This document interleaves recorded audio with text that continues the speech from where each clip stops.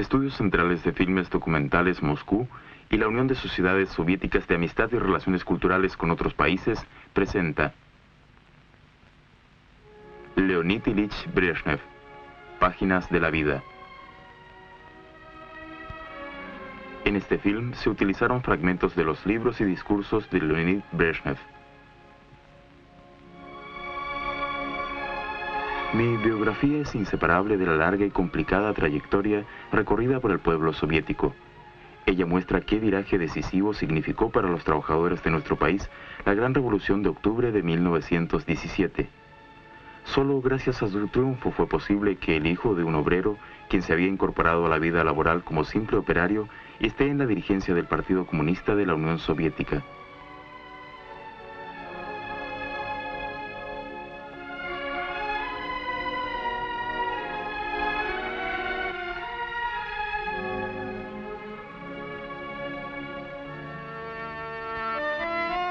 Tuve la suerte de nacer, crecer y formarme en la familia obrera que vivió en el gran poblado de Kamenskoye, hoy Dniprodzerzhinsk.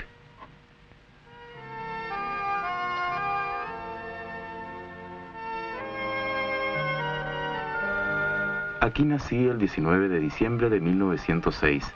Soy ruso y de origen proletario auténtico, metalúrgico de pura cepa. ¿Qué otra cosa agregar sobre mi procedencia? Como es conocido, las familias obreras no llevaban su genealogía.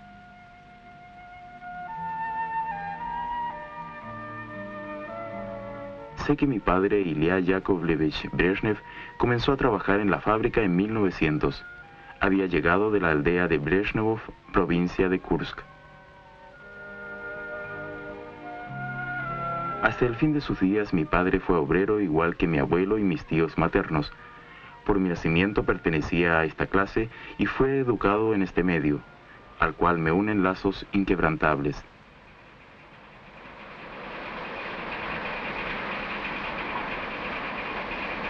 Llegó el día más memorable de mi vida. A los 15 años me convertí en obrero. Mi madre, lo mismo que solía hacer cuando mi padre llegaba del trabajo, vertía en mis manos un chorro de agua fría. Recuerdo que levanté la cabeza y vi lágrimas en sus ojos bondadosos. ¿Qué te pasa, mamá? Es de alegría, Leonid, es de alegría. Ya eres también sostén de la familia.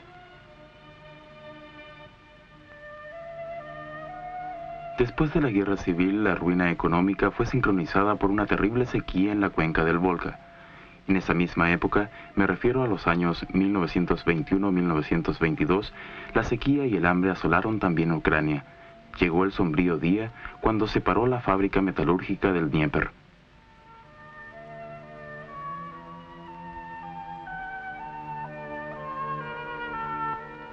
La gente recorría a los poblados circundantes.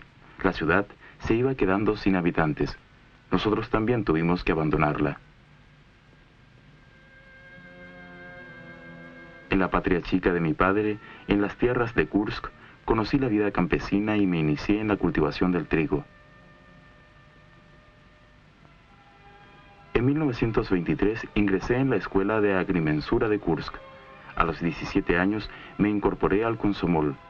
Vivíamos en una residencia estudiantil. A veces pasábamos hambre y frío. Nos vestíamos cada uno como podía.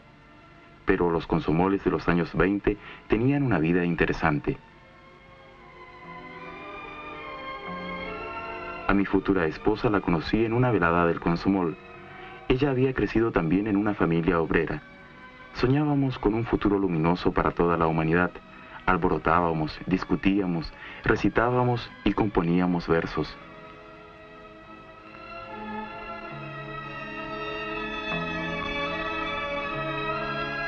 Recuerdo que un día Mayakovsky llegó a Kursk.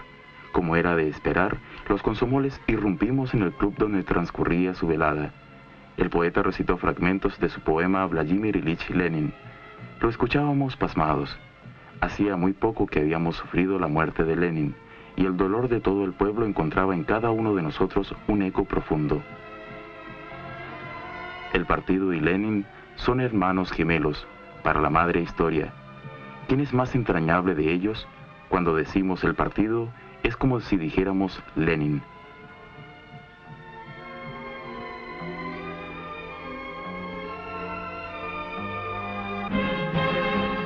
En 1927 concluí mis estudios y en calidad de medidor de tierras organizador comencé a trabajar en la región de Kursk.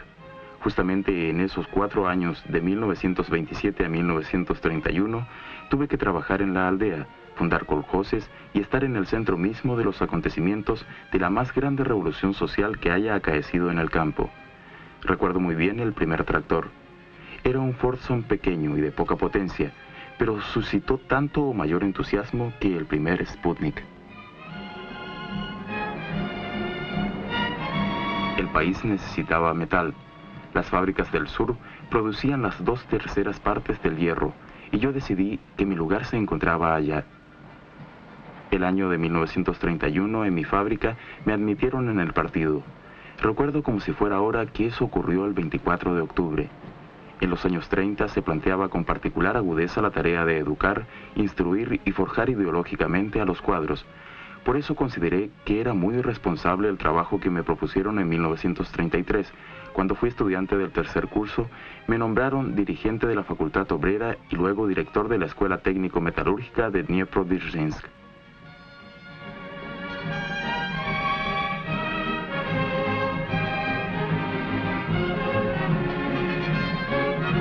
Trabajaba con entusiasmo, procurando hacer lo máximo para los camaradas.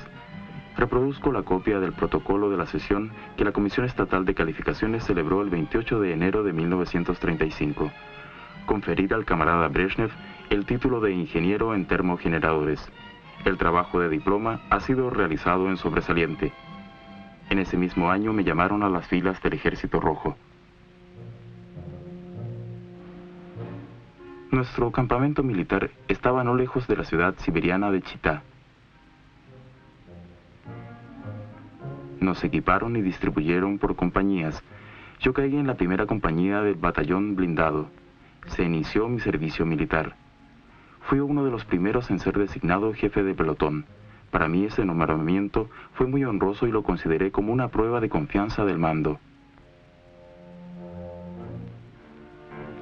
Poco tiempo después de haber regresado del ejército, me eligieron vicepresidente del Comité Ejecutivo del Soviet de Dnieprodzerzhinsk. En febrero de 1939, fui elegido secretario para propaganda del Comité Regional de Dniepropetrovsk del Partido Comunista de Ucrania. Fue una época interesantísima. Yo sabía que los planes, sueños y proyectos del pueblo parecen a esa tierra en la cual tenemos la dicha de vivir, la tierra que hemos heredado de nuestros padres y que debemos dejarla a nuestros hijos aún más próspera y bella.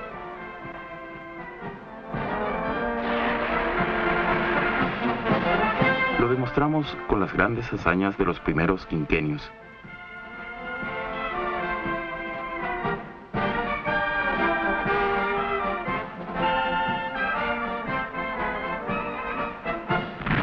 Año 1941, 22 de junio. En la vida de nuestro pueblo llegó una época dolorosa y amarga, y al mismo tiempo plena de fe sublime y heroísmo jamás visto. Comenzó la Gran Guerra Patria.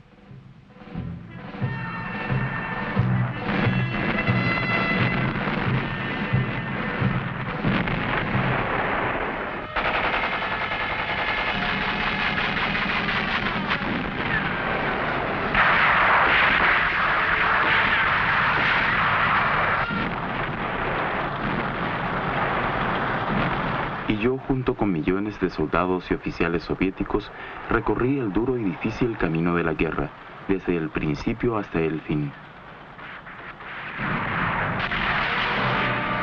Hasta el último día estuvimos dando sepultura a caídos compañeros nuestros.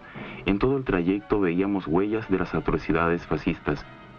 Vimos a viudas desconsoladas llorando a los muertos y huérfanos hambrientos.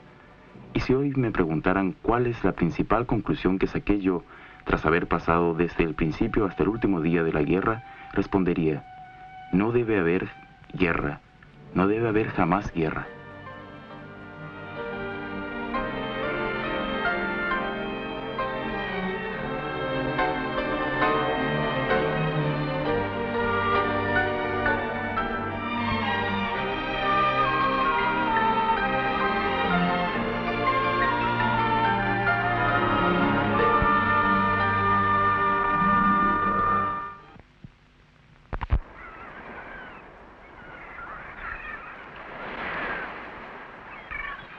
En la guerra no hice apuntes, pero los 1418 días y noches de fuego se me grabaron en la memoria. Hubo episodios, encuentros y batallas. Hubo momentos que, como sucede a todos los veteranos, jamás se olvidan. Hoy quiero hablar de un sector del frente relativamente pequeño, al que los soldados y marinos llamaban Pequeña Tierra.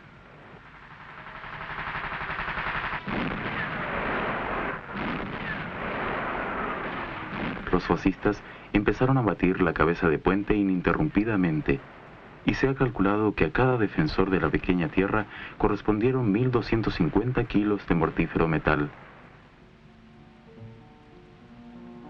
Quiero marchar al combate siendo comunista. Estas palabras se hicieron legendarias nada menos que antes de cada batalla, y con mayor frecuencia cuanto más duros eran los combates. ¿Qué ventajas podía obtener del partido un hombre? ¿Qué derechos podía proporcionarle el partido en la víspera de una mortal contienda?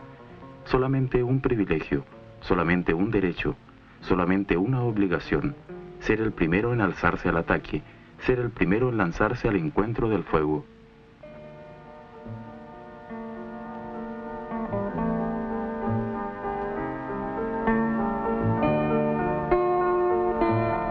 Con la mente yo lo comprendía todo. En la batalla son inevitables los sacrificios, pero el corazón se rebelaba, lo oprimía un dolor insufrible.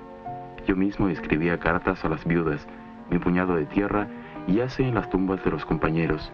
El estampido de mi metralleta resonaba en las descargas con que les rendíamos los postreros honores.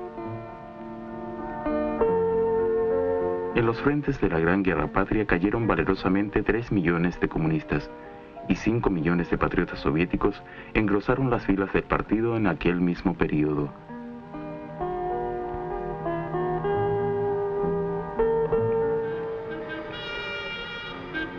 Hijos fieles del partido, en cuyo nombre llamaban a los combatientes a entablar combate a muerte. Demostraron con su ejemplo personal que el comunista no solo sabe vivir noblemente, sino también morir con dignidad. Mi vida en el frente está unida al 18º Ejército, con él que me encariñé para siempre. Me batí en las filas del 18º Ejército en las montañas del Cáucaso, cuando allí se decidían los destinos de la patria.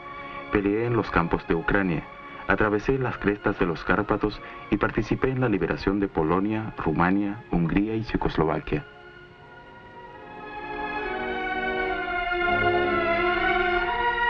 Tampoco olvidaré el magno acto del triunfo, el desfile de la victoria en la Plaza Roja.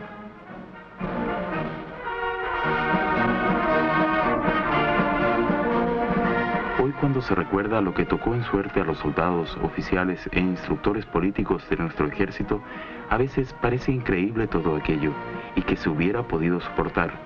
Pero lo soportamos todo, pasamos todas las pruebas y vencimos.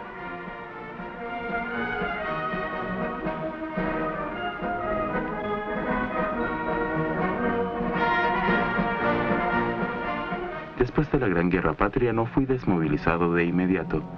Era el caluroso verano de 1946. La hierba había crecido entre la chatarra y los escombros. A lo lejos se oía el aullido de perros sin amo. Todo era ruinas alrededor, y en las ramas de los árboles carbonizados pendían negros nidos de cuervos.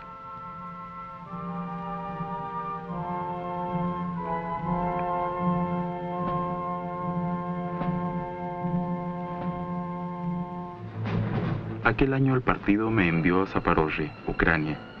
Se me confió un sector importante del resurgimiento postbélico. No existían manuales que enseñaran cómo levantar de las ruinas las construcciones incendiadas, destrozadas y voladas. Todo se hacía por primera vez, todo se hacía de nuevo. Se trataba de una tarea atrevida.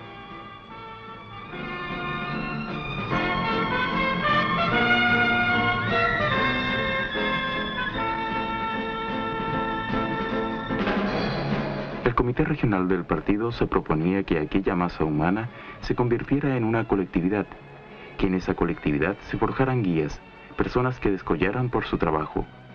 Yo las conocía de oídas, visitaba a menudo las obras y conversaba con ellas en sus puestos de trabajo. En esta situación, lo mismo que en la trinchera del frente, es cuando mejor se conoce a la persona. Llegó el momento en que empezamos a contar no por años, sino por meses y hasta por días. Comprendía perfectamente que esta tarea era importante tanto en el sentido económico como político. El 28 de septiembre celebramos el mitin de inauguración. Frente a la tribuna se encontraba una locomotora adornada con flores y tras ella plataformas cargadas con nuestra producción. Una plataforma ostentaba una pancarta que decía: Zaparozhye entrega su acero a la patria.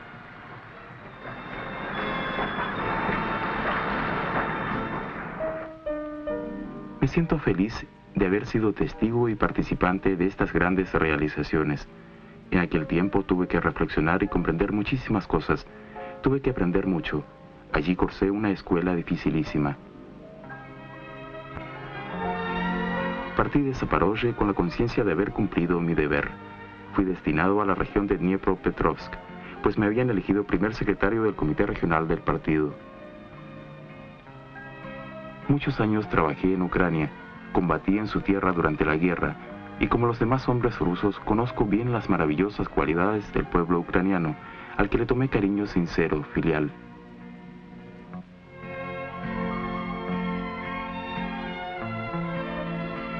Y cuando tengo que visitar los lugares natales, no me deleito simplemente contemplando la belleza de las orillas del Dnieper, sino rememoro. Aquel camino se tendió o aquel palacio de la cultura se construyó durante mi estancia allí. Y esas fábricas, centrales eléctricas, minas, calles de la ciudad, poblados kolkhosianos, todos ellos llevan una partícula de mi esfuerzo, mis reflexiones, mis emociones y mis noches en vela.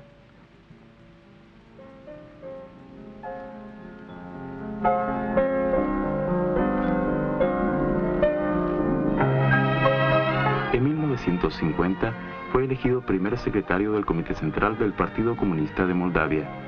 Todos aquellos que han aportado su granito de arena a la edificación de la nueva Moldavia, han construido aquí fábricas y ciudades, han plantado jardines, han enseñado a los niños, todos ellos pueden hoy decir con sentido de plena satisfacción: no hemos trabajado en vano.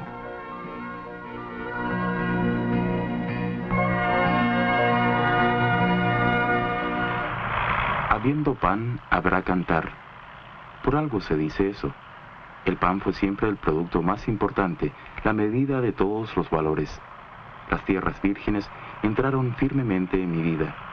A principios de 1954 me llamaron al Comité Central del PECUS. No fue por primera vez que oía de las tierras vírgenes, y la novedad consistió en que querían encargarme la dirección de la roturación de aquellas tierras. Nosotros íbamos a las tierras vírgenes para poblarlas y recoger el trigo, todo a la vez. El cereal de las tierras vírgenes se necesitaba inmediatamente. Al afianzar el socialismo, los soviéticos tuvieron que empezar muchas cosas partiendo de la nada para adelantar tiempo. Los primeros roturadores recuerdan bien aquella época, el viento punzante de las estepas, los primeros surcos en los campos y las primeras calles de los nuevos poblados, las horas del día colmadas de trabajo hasta más no poder, y las noches a menudo insomnes. No se puede olvidar cómo se han dado las primeras hectáreas y las primeras toneladas de trigo en las tierras vírgenes roturadas. No se puede olvidar a lo que entregaste el alma.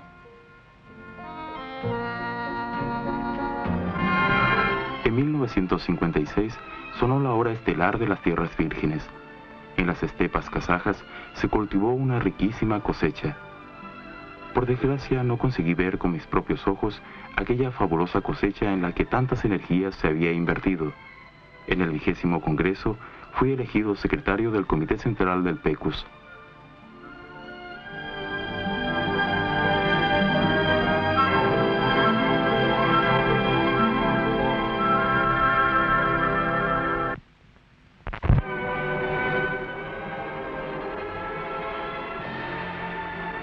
Ser el primero es siempre harto difícil, máxime cuando se trata del viaje a la lejanía cósmica, donde cada paso nuevo significa un paso a lo desconocido.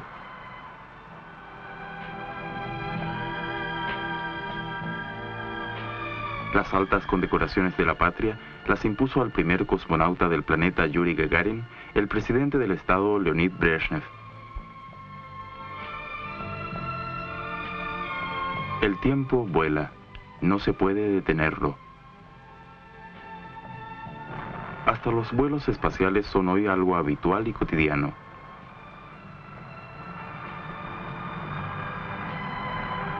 Y al decir que vivimos en una época de grandes realizaciones, rendimos justo homenaje a quienes la han hecho así, rendimos homenaje a los trabajadores.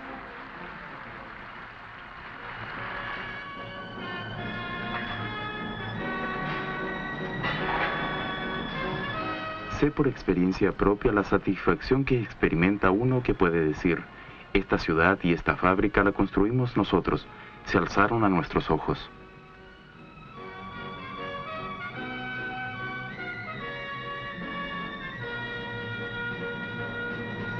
Me place reconocer que las tradiciones de los primeros constructores de la central Dnieprogues, de la Magnitka y de la heroica epopeya de las tierras vírgenes permanecen vivas y se fomentan.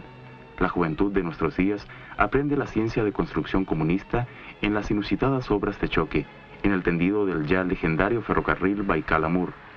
Fuimos los primeros en edificar la sociedad socialista desarrollada y somos los primeros en construir el comunismo.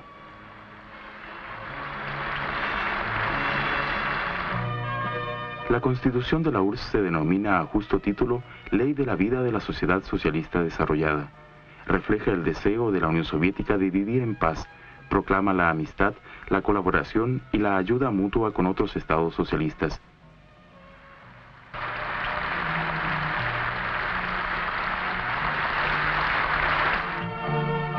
Estamos labrando en común unas relaciones auténticamente justas y fraternales entre los pueblos. Esto, sin incurrir en la exageración, es una de las direcciones más nobles de la actividad en la historia humana. Esfuerzos ingentes empeñaron los países socialistas en la lucha por convocar y llevar a buen término la Conferencia Paneuropea.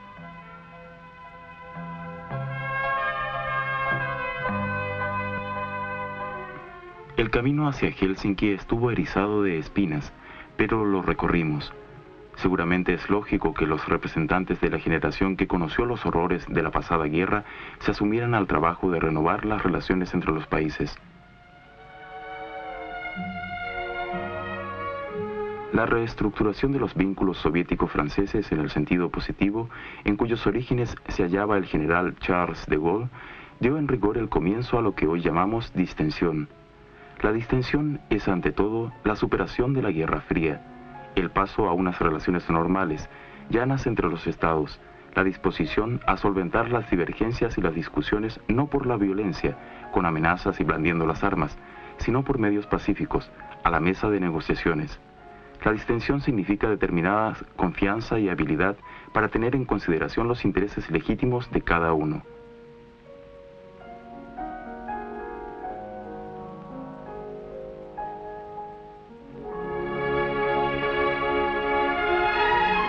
Recuerdo con emoción la segunda mitad del día 1 de agosto de 1975. Entonces, en el Palacio de los Congresos, Finlandia, los dirigentes de 33 estados europeos, de los Estados Unidos y del Canadá, se sentaron en una misma mesa, todos juntos, y estamparon sus firmas bajo el acta final.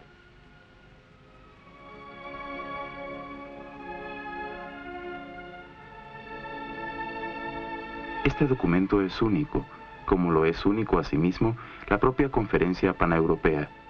Yo diría de la siguiente forma: es un mensaje de la generación que sobrevivió a los horrores de la Segunda Guerra Mundial, para los que se debe asegurar sólidamente el derecho primordial del hombre, el derecho a la vida y a la paz.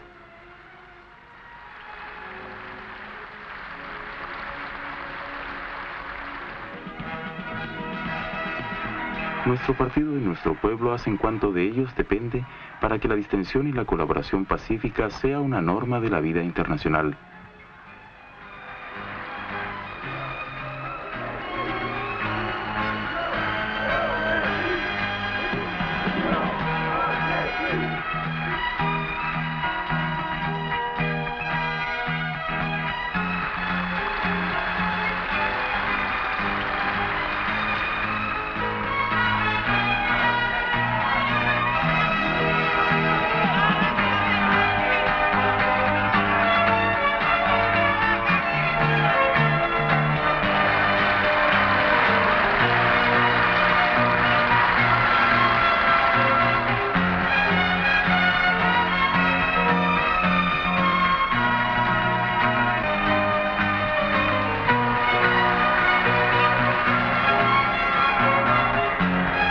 damos gran significado al aunamiento de esfuerzos de los vastos sectores de la opinión pública extranjera, que se pronuncian por la mejora de las relaciones con la Unión Soviética, por la paz y la seguridad de los pueblos.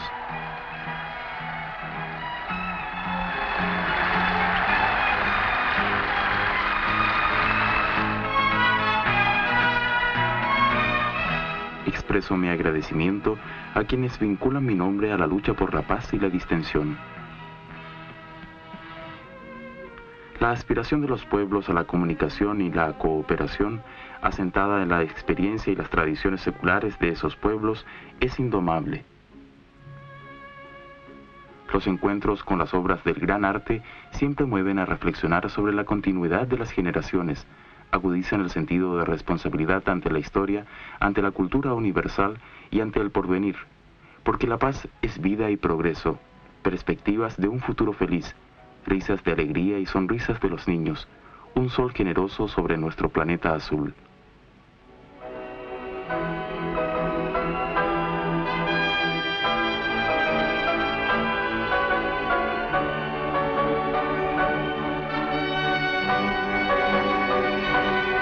Los soviéticos encaran con seguridad el mañana, pero su optimismo no es la presunción de los mimados por la fortuna. Nuestro pueblo sabe que todo lo que tiene es fruto de su propio trabajo y ha sido defendido con su propia sangre.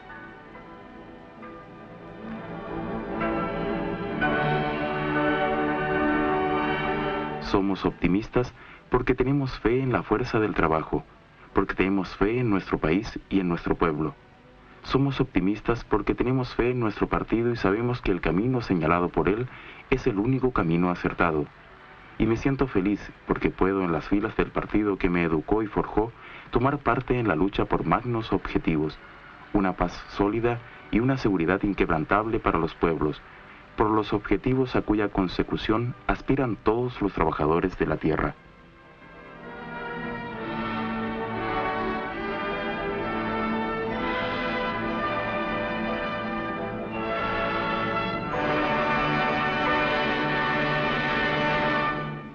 En el film se utilizaron materiales tomados del Archivo Central Estatal de Documentos Cinematográficos y Fotográficos de la URSS, del Gos Filmofond de la URSS y fotografías de TASS.